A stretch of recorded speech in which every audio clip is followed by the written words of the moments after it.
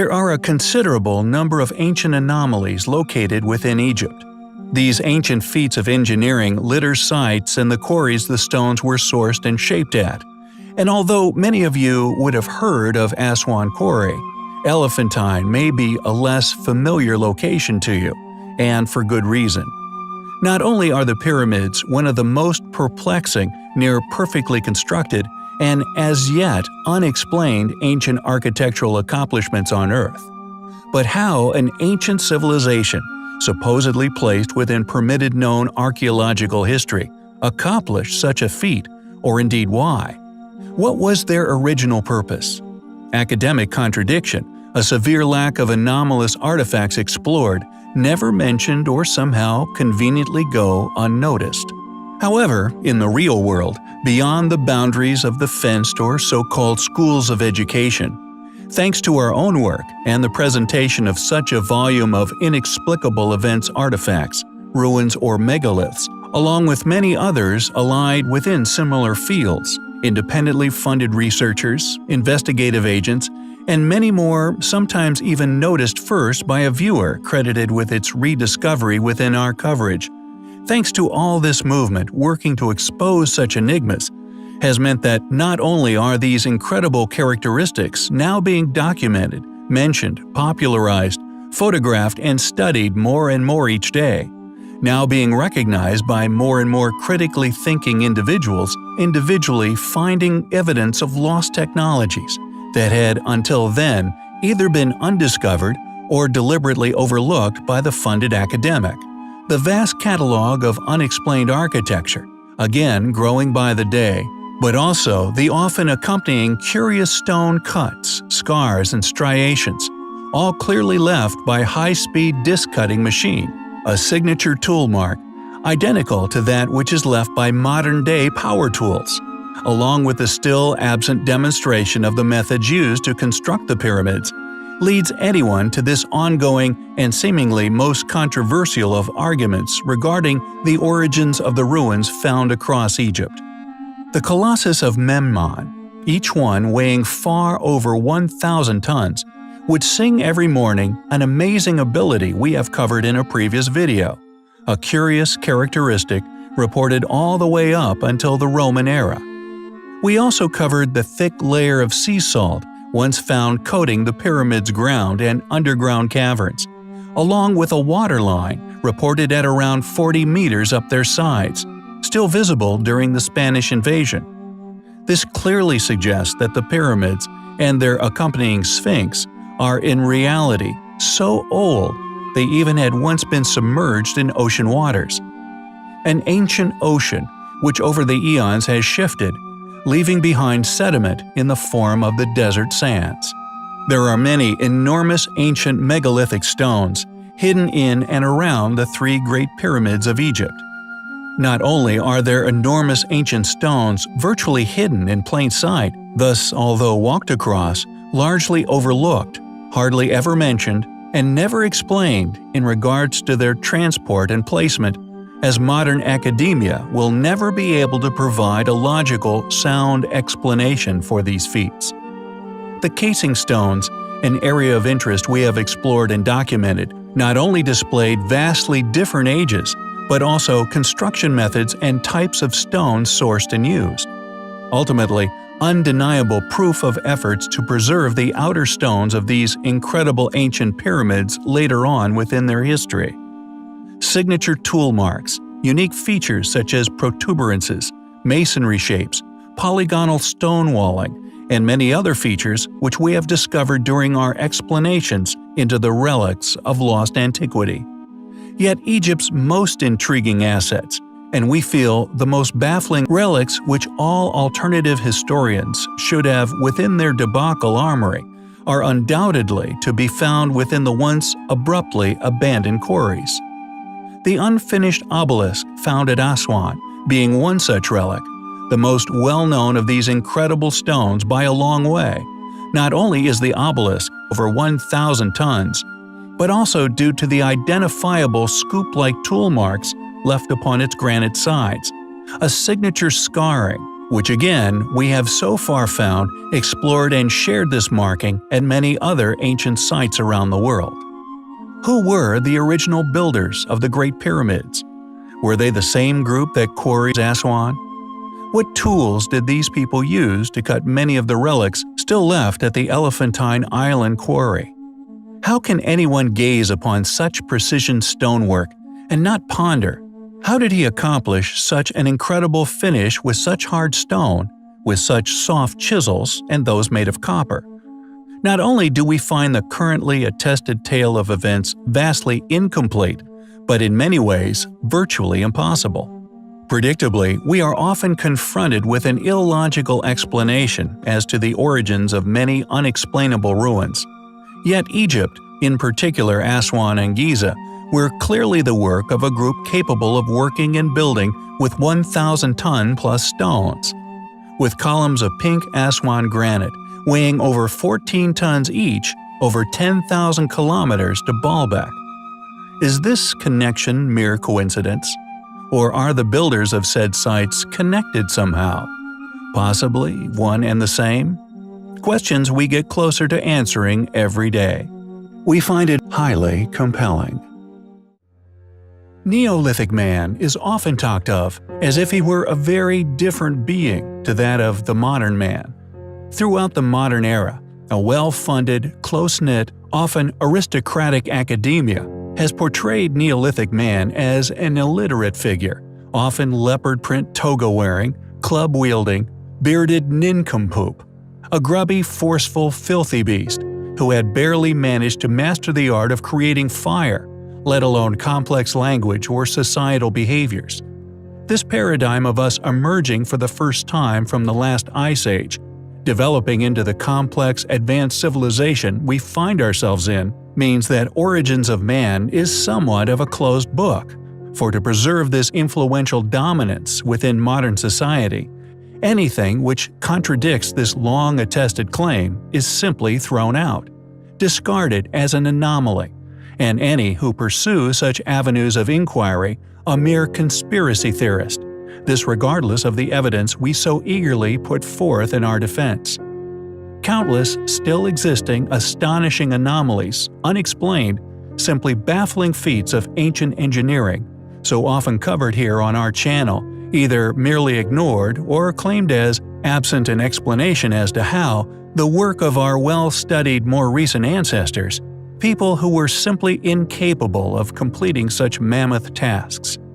Many of these ancient ruins, claimed as more recent achievements, we feel, possess sufficient evidence to support far greater ages littering many said sites, clearly built using far more advanced precision technologies, and Neolithic sites are of no exception. We believe here on the channel that the size of many of these highly eroded prehistoric stone trilithons, and indeed stones contained within many enormous dolmens, are also left by this ancient group, dolmens made using similar, if not identical techniques throughout the world, from Scotland to Ireland to Japan, all of similar design and possessing inexplicable features, bored entrances, multi-ton megaliths. It is as if this group still possessed the knowledge of how to lift and work such stones, but had lost the technologies used to carve with precision. It is as if they were a surviving remnant of a once more capable or more precisely better equipped civilization. How did this ancient people, academically claimed as never having had any contact, build such similar structures? Or perhaps, more importantly, and the feature which initially attracted us to Neolithic ruins, the size of their stonework, megaliths often incorporated into their structures, forming trilithons or entrance tunnels, with top slabs upon dolmens, sometimes up to 8 feet aloft, weighing well over 100 tons. Our discoveries at Newgrange and Donore in Meath, Ireland, with a slab tunnel entrance, like so many Neolithic granges and barrows, regardless of their immense size, once precisely aligned them with solstices, yet they remain mostly buried and thus most conveniently concealed. Some argue that the most impressive Neolithic dwellings can be found dotting the Japanese landscape. However, we feel The most archaeological interesting of Neolithic sites dot the United Kingdom, France, and some areas of the US, yet particularly Scotland and Ireland. Sites which have fragments of ancient symbols left within, celestial alignments, and a similar pattern decoration or possibly coded message which crop up over and over, especially one found all over the world of a strange enigmatic spiral. And although usually found sparsely decorating Neolithic sites, barrows, and internal earthworks, its reoccurrence so regularly must indicate it as once having been significant and important to them in some way. Yet, for some reason, Gavernus is undoubtedly the most spectacular of them all. This little shared ruin displays this symbol significance in their carvings as seemingly fanatically overwhelming. Located in France, to have so many of these patterns clearly arranged in careful and concise manners by a people capable of aligning 100-plus ton rocks with pinpoint accuracy, we feel should be perceived as a very deliberate and important undertaking, perhaps in an attempt to convey a message to a future people, a people far removed from themselves in terms of language, a fact they may have fully understood, having, as we believe, experienced global cataclysm within living memory. So encoded messages, yet to be deciphered or even recognized as such, hidden within symbolism rather than writings. Are Gavernus's spirals mere decoration? If so, why go to such great efforts? Are these spirals an ancient code? Possibly a warning, a message yet to be unraveled? Whoever created Gavernus, and for whatever purpose, remains a mystery yet to be solved. Gavernus is a place very much still unexplained, yet very rarely shared academically. As such, it is a place we find highly compelling. Multiple sites nowadays are often, due to their immense age and their impossible characteristics yet to be explained, their size and precision, although clearly of an artificial as yet unexplainable nature, alas, if it contradicts modern paradigm, is deliberately overlooked en masse, or when claimed as a permitted known world history group's work, is always absent methodological explanations as to how they achieve these feats. Academics controlled via financial and vocational security, ultimately becoming the arch-enemy of a field that should be dynamic in nature, ever-changing, expanding, and accurate, a pioneering pursuit into the mysteries of history, and indeed ourselves in regards to true historical fact. A career of submissive deceit, many presumably went into the field with good intentions, yet quickly learnt that they must toe the mainstream line if they were to survive, a theory that they all must know is fiction, they in unison defend and continue to push as conclusive fact.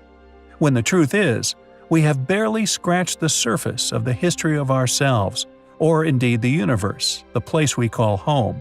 The task of shipping the Lamassu would have shown the curators of London Museum, and indeed all involved and all interested in this undertaking, just what an incredible feat the transportation of these statues must have once been, for the museum chose a mere modest statue, and the arduous 9-month task, along with the custom-built ramps, would have shown them what we claim is clearly fact. They were fully aware of the unexplainable nature of the monuments and the mystery of how they transported them more than a century ago. So why all the secrets? Why hide our past? If we were introduced to the real mysteries currently hidden regarding life, it would inspire, free, and help so many people on their journey through life, as it enables us all to pursue a logical explanation in regards to where we all came from, or indeed why we are here. Many sites dot the earth, which have either experienced cataclysm, sea salt halfway up the pyramid sides, inner chambers coated, marine shells found around the Sphinx's base, a mega metropolis recently rediscovered, abandoned, and reclaimed by the jungle of Guatemala, which once contained over 10 million civilians. Many other sites, mostly quarries due to the unfinished processed stones that were underway, display abandonment of said work abruptly. Thus, not only is there evidence that can be found throughout the earth of past cataclysm and quarrying undertakings seemingly left as if the culprits vanished, it is clear something happened. However, although if dated at more than the permitted chronology of man is denied as artificial, regardless of the obvious fact they were man-built, this same field, geology, have, however, become unwitting, unpredicted ally to the channel's overall mission. In other areas of our investigations, their dating of water redistribution, for example, how rivers, seas, and ice radically changes location geographically over thousands of years, and due to this geology accurately dating when an area became submerged. The changing of the seas and the date in which these events occurred, with still flooded sites worldwide, a number of which we have so far covered. Bimini Road being one such anomaly, one of these artifacts that, although submerged, thanks to academia's astute studies into the dates at which water levels changed, allows for dates far earlier than currently attested timelines of man can allow. Due to these dates, and the fact that they were clearly once built upon dry land, gives each ruin a minimum age far older than academia can ever admit to. Floodings dated by these same geologists, who were crucially initially unaware of their existence, have dated many submerged ruins, including a number of pyramid complexes, at far over 10 to 20,000 years old, with some floodings dated as occurring sometimes upwards of hundreds of thousands of years ago. For many of these sites, due to them not having been re-inhabited and left to the elements since their original abandonment, are clearly intelligently created ruins with clear artificial origins, door cuts, right angles, even polygonal masonry, all denied as anything but geological by those who have even been there, yet again, due to Gornia Shoria's immense size, sediment buildups, thus clearly prehistoric age, clearly proves any denial of artificial origin as an obvious conspiratorial lie. The fact that modern paradigm doesn't tell of any advanced civilization at this location within known history, thus no archaeological footprints left by a later people, relics which would have allowed academics to label said groups as undoubtedly the builders, and the undeniable evidence of prehistoric age, they must overlook such evidence. It must be overlooked or dismissed. The better at this you are, the more popular these institutions make you. If no civilization was ever recorded re-inhabiting an area at any time throughout permitted history, thus no archaeology, it is far too controversially old for academics to study, so the denial continues. Yet, ironically, the undeniable is the ultimate weapon, slain by their own proverbial sword. The strategy of deceit is always succeeded by the truth, for the truth is grounded, unchanging, immovable, and founded upon a solid foundation. When such an occasion arises, the mere introduction of logical honesty, due to it being the truth, is far too fitting and in reflection of our regular exposé of the lies littering modern teachings of history. The truth sticks. It resonates. Once the truth is exposed, it never dies. It is immortalized and unchanging. All we have ever wanted is for our viewers to ask themselves the questions we painstakingly search for the answers to ourselves, and we have dedicated a number of years of extremely hard work in amassing such a vast collection of stories, evidence, and other aspects supporting our work, regardless of MSM's reluctancy to ever promote, popularize, or pursue such subjects within their studies, papers, journals, or articles. Those towing the line of illogical dating and explanations for origins must deny the obvious artificial nature. It's one or the other. We find all of these things highly compelling. The modern-day institution, man's way of organizing belief systems into their different clans, cult-like attitudes, often driven by an existential perception, specialisms of some form, or merely a naturally occurring passion. They are either built around a certain series of events or an apparent fact or claim, which stand as the cornerstones of said institution.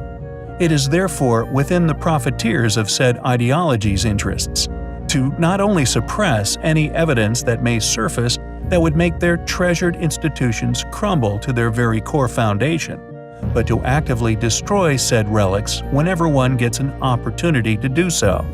The Bamiyan Buddha, for example. Apparently this monstrous carving, perfectly bored into a sheer rock face in the Bamiyan Valley of central Afghanistan, is not only a relic, which we hypothesize was left by a now lost civilization, but due to the facial features once masterfully depicted upon the statue, removed at some later time within history, carved flat, not only making its identification as Buddha questionable, it was for some reason completely destroyed during the Iraq War. Its destruction, I propose, supports our prior posit of it indeed being that of a lost civilization's work, this being the sole motive for such actions. Interestingly, hidden voids found behind the carving. If it were indeed a solid carving, as one would have once presumed when gazing upon it, how were these hollow chambers once placed behind said carving? Additionally, not only do most modern institutions deny any of the evidence we so often put forward on our channel, often in regards to a past lost civilization, but fields such as geology is simply actively writing off countless ancient sites and anomalies as simply geological coincidences, their existence being an impossibility according to already established, supposedly concluded chronology for human civilization. One reoccurring strategy, which I like to call the pareidolia effect denial, has befallen countless sites of interest. One of the most hotly debated being the face on Mars, now simply dismissed as a trick of light, the intriguing pyramidal features nearby, which also somehow align with Pleiades. This denial strategy has condemned other said features here on Earth, some of which found in remote places that, according to modern academia, have simply never been inhabited. Thus, regardless of the artificial nature of such places as Gornia Shoria, must be dismissed as mere coincidental geological features.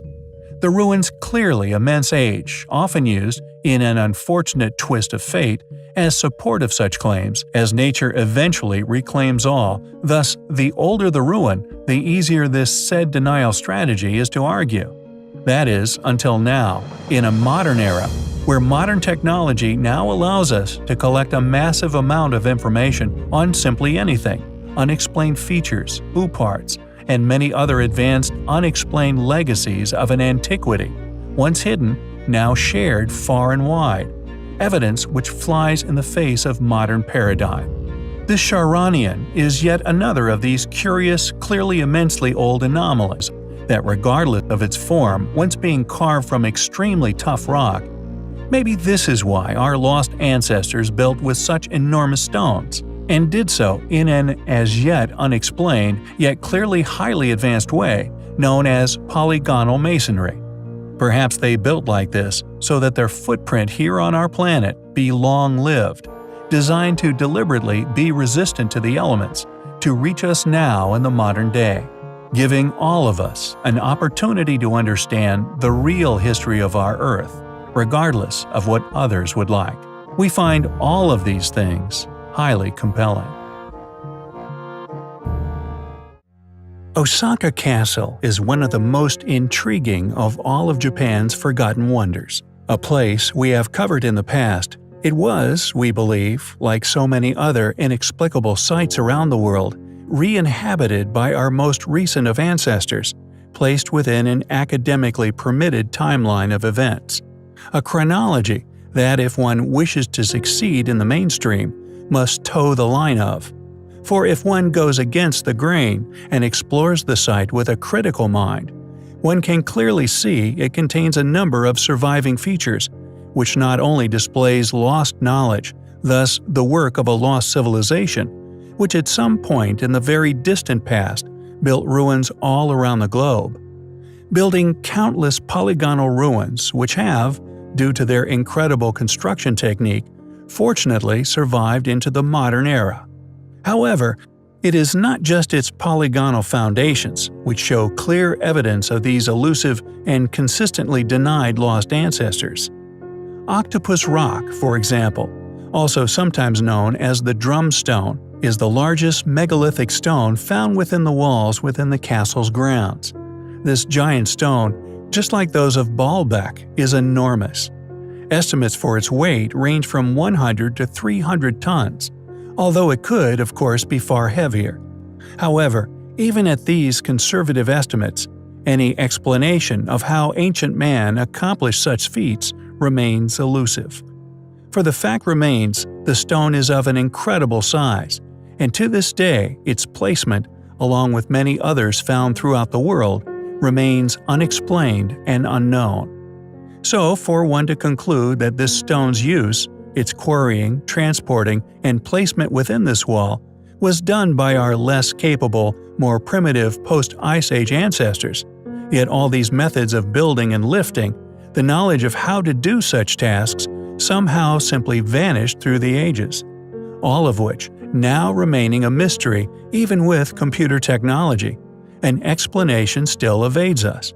Thus, to conclude this to be anything else than that of a relic, left by a far older, now lost civilization's work, we believe would be highly illogical, and should appear illogical to anyone with a capacity to dissect the purposes for these actions, taken by an academia claiming to hold all the answers, all the while actively concealing or ignoring any conflicting controversial evidence, truths that, due to their belief in their power, laying within their reluctance to ever admit an incorrect hypothesis for the origins of species or the timeline of man.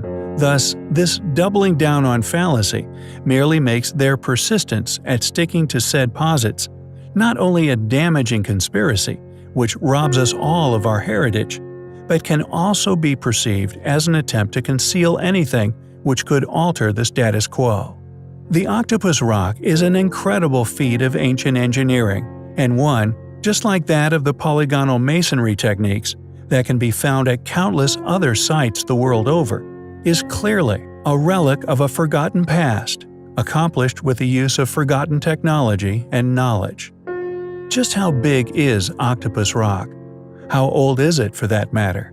And how did our ancient ancestors accomplish these feats? As our research deepens and our studies widen, our target, that of a currently hidden lost civilization, becomes clearer in the mind every day, and it is only a matter of time before they are fully rediscovered. To deny such facts will eventually become too ludicrous. It is a journey of discovery which is, undoubtedly, highly compelling. When an ancient ruin is academically studied, it will often be attributed as the work of a far more recent, already studied, thus previously permitted group placed within known history, often a group simply incapable of such undertakings. Furthermore, not only do many sites hold evidence of a far older yet far more advanced builder having once been responsible for their construction, but such sites can often share characteristics with ancient ruins found far away, features from a said site also found on another continent on the other side of the globe. False doors, for example, found over countless ancient ruins spanning much of the world. This reoccurrence, along with many other similar signature features, are far from mere coincidence and can only be explained by a past, intercontinental, highly capable lost civilization, as we have postulated in the past in regards to many factors indicative of their megalithic legacy. Metal clamps, identified on differing continents, varying in style and composition relative to what was presumably readily available, so although they differ in style, the knowledge of how to create and use such ancient technology had clearly been the work of the same civilization.